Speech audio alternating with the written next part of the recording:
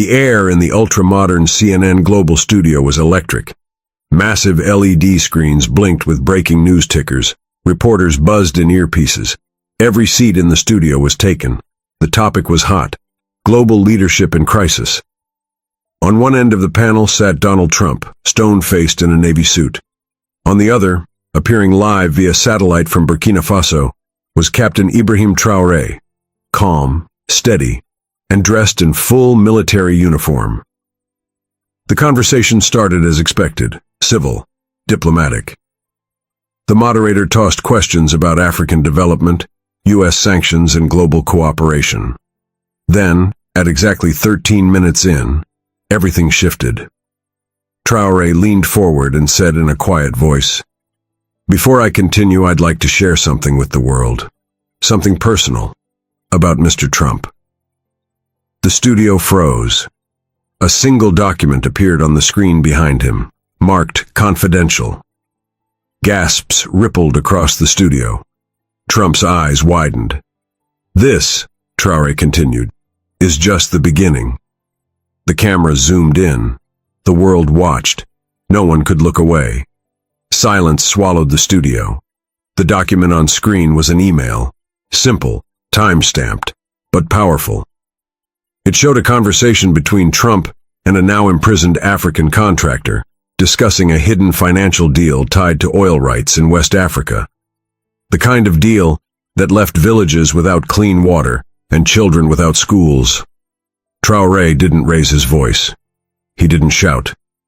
He just looked straight at the camera and said, "This decision made you money, but it cost us lives." Trump blinked, visibly shaken. His mouth moved, but no words came out.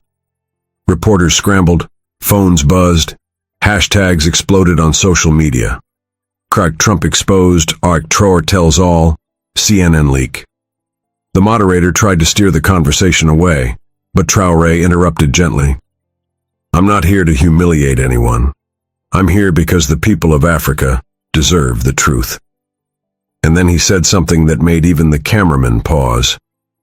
"Sometimes, silence is a luxury we cannot afford." A close-up of Trump showed his hand trembling. This was no longer just an interview. This was a reckoning. Traoré reached off-screen and pulled out a sealed brown envelope. He held it up. Inside are 5 more documents, signed, dated, and verified. Gasps echoed in the studio. Even Trump's lawyer, sitting just off camera, stood up nervously. The moderator looked pale. If the world wants to know why Africa has been denied its potential, they'll find part of the answer here. Traoré paused. "But I won't open them unless the people ask me to." The tension was unbearable. Millions watching around the world flooded Twitter, Instagram, and YouTube live comments with one word: "Open it." Meanwhile, Trump's voice cracked. This is slander. This is a setup." Traoré didn't flinch. "Then you should have nothing to fear." Trump stood up. He looked straight into the camera, and then, to everyone's shock, sat back down. His eyes glossy, hands clenched. He was breaking. And this was only the beginning. The envelope was still sealed. The studio was holding its breath. But then, without warning, a second screen lit up behind Traoré. A video began to play. It showed a private dinner, dimly lit, held in Abuja in 2018. There sat Trump, a wealthy American oil broker, and 2 unnamed African officials. The audio was faint but clear. "If we push this deal through, nobody will ask questions. Africa doesn't have watchdogs." The crowd in the studio gasped. Trump's jaw clenched. He whispered something to his lawyer, but the cameras caught it. "They said that footage was destroyed." Traoré remained calm. Many African voices were buried, but some survived. The clip ended with laughter, Trump's unmistakable voice. The moderator looked stunned. She fumbled her cue cards. Even the cameraman lowered his lens for a second, visibly shaken. The studio no longer felt like a news set. It felt like a courtroom. And Traoré, was the people's witness.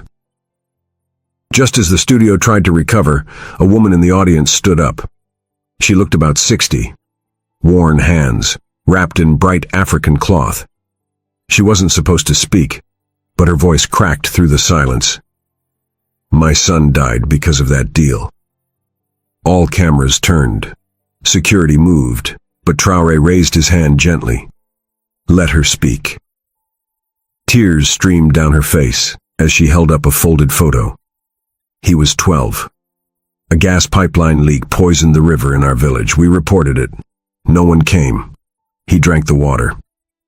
She looked at Trump. You signed off on it. Trump's lips quivered. His eyes welled. I didn't know. But the woman didn't shout. She just sat back down, still crying. Traoré looked into the camera. This isn't about revenge. This is about memory and justice. The audience sat in complete silence. For the first time, the world felt what Africa had felt for decades: ignored pain, forgotten lives. Traoré now opened the envelope. One document slid out, a military report from 2019. He held it up, a simple printed memo stamped, "Classified U.S. Defense." This file, Traoré explained, shows that weapons funded under a U.S. aid package were funneled to a private militia in West Africa, the same group that attacked a village in northern Burkina Faso. My village. Trump blinked. This can't be true. But the screen showed the weapons list. Serial numbers matched those found in the attack. 24 women were killed, 17 children, Traoré said. The studio went still. Not a cough, not a whisper. I buried one of the children myself. She was 6. Her name was Aissata. At that moment, something shifted. Trump's face changed. He wasn't fighting anymore. He looked crushed. And so did millions watching around the world. The truth was no longer political. It was personal. And deeply, deeply human. Deeply. As the studio tried to catch its breath, Traoré leaned closer to the camera. His voice lowered, soft but piercing. There is one more thing you need to know.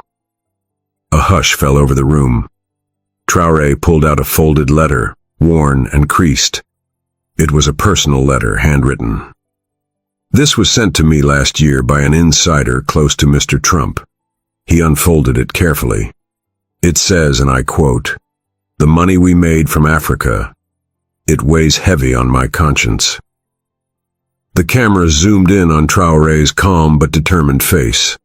Trump swallowed hard, his jaw tight. If truth could be measured by silence, then this letter screams louder than any speech. The studio audience was silent. The world watching felt the weight of words they weren't prepared to hear. For a long minute, no one spoke. Trump's usual bravado was gone. His eyes darted around, trying to find footing. Then, slowly, his head bowed. Tears welled up. The room was still.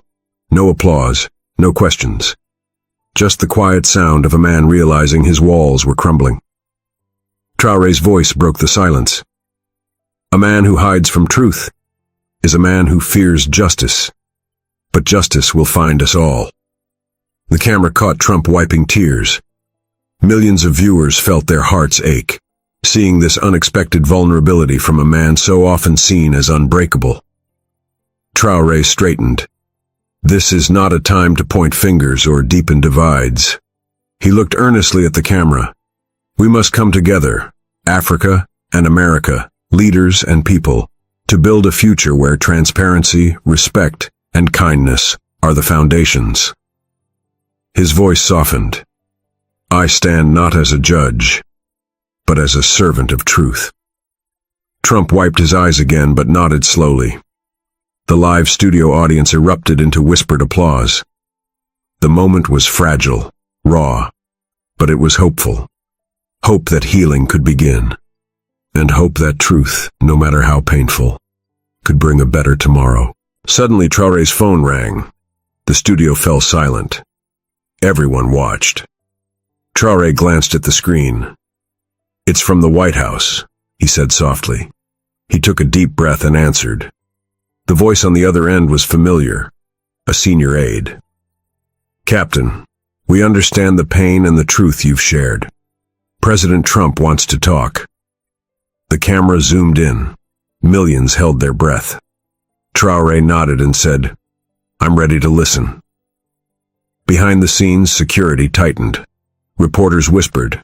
This wasn't just an interview anymore. It was history in the making. Moments later, Trump appeared on a secondary screen, alone, sincere, vulnerable. "To the people of Burkina Faso and to Africa," he began, voice breaking, "I am sorry. I was blinded by ambition and greed. I lost sight of what matters most, people's lives." Tears streamed down his face. Traoré listened quietly. "Your courage to speak the truth inspires change," Trump continued. "I want to help heal the wounds I helped create." The studio erupted quietly, not with cheers but with hope. Millions of viewers felt something rare, honesty. The world was watching a man lay down his pride. Live. Traoré stood. "Words are powerful," he said, voice steady. "But actions are what heal." He held up a signed document, a plan for joint investment in education and clean water projects across Burkina Faso. "This is a start, not an end." Trump nodded, wiping tears. "Together we will build a future based on respect and truth." The studio lights brightened, reporters smiled, cameras flashed. Across millions of screens, people wiped tears. Hope was alive, and a new chapter had begun. The studio's atmosphere had changed. Trump sat quietly, the fight gone from his eyes. "I've carried these secrets for too long," he admitted, voice barely a whisper. "But seeing the faces of those children, hearing the stories, it broke something inside me." Traoré nodded slowly. "Truth isn't easy. It demands courage, but it frees us." For the first time, the entire world saw a man humbled by truth, a man confronting not just his past, but his conscience. Millions watching felt their hearts break alongside him. Because this was no longer about power or politics. It was about real people, real pain, and the hope that healing could start from honesty. Traoré stood, extending a hand towards the camera, a symbol of peace. "We are stronger together," he said simply. "Africa and America, leaders and people. We must rebuild trust." Trump reached out, clasping the virtual hand. "I vow to support real change, to put people before profit." The studio erupted, not in celebration, but in tears of relief and hope. Viewers worldwide felt the weight lift, a collective sigh of new beginnings. For the first time in a long time, they believed in the power of truth and unity. As the interview ended, Traoré looked straight into the camera. "This moment is for every child who dreams, for every mother who hopes, and every leader who chooses courage over silence." He paused, voice steady and warm. "The path ahead is hard, but together, we can walk it." Trump's eyes glistened with tears. The world had witnessed a transformation, raw, real, and deeply human. If this story moved you, if it touched your heart and opened your eyes, please like, comment, and subscribe. Your support helps bring truth and hope to millions. Tell us in the comments, what part of this story touched you the most?